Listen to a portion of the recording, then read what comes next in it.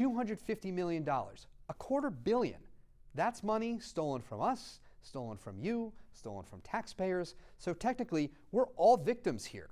But the real tragedy, cheating hungry children in need during the peak of a pandemic.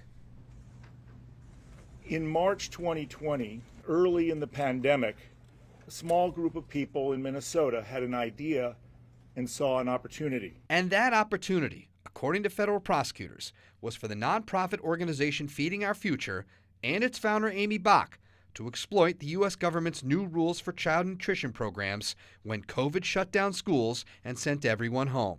As alleged in these indictments, over a short period of time, these 47 defendants engaged in a brazen scheme of staggering proportions.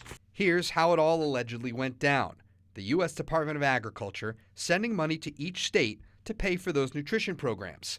The state then working with select nonprofit organizations called sponsors, which do the dirty work of connecting food service providers with those schools, daycares, and youth programs. Feeding Our Future, one of those sponsors. And in 2019, it dispersed about $3.5 million to daycares and after-school programs for those meals. But by 2021, the receipts skyrocketing to more than $200 million. How'd they get it? Those new rules loosening restrictions on who can make food and eliminating the on-site visits by regulators. Feeding Our Future, thus, allegedly recruiting all kinds of restaurants and catering companies, which then submitted fake receipts and fake invoices for up to 125 million fake meals. 47 defendants are a lot of defendants.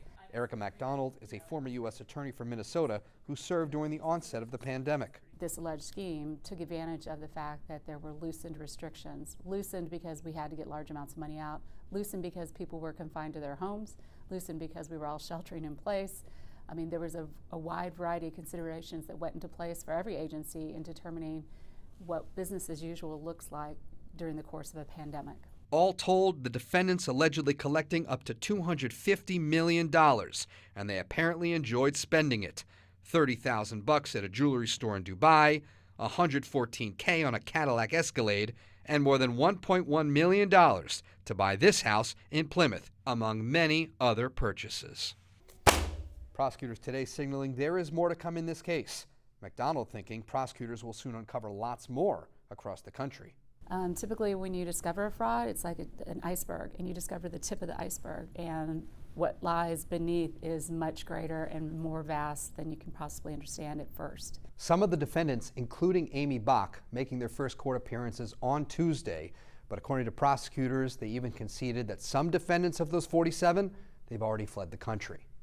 Jonah Kaplan, WCCO 4 News.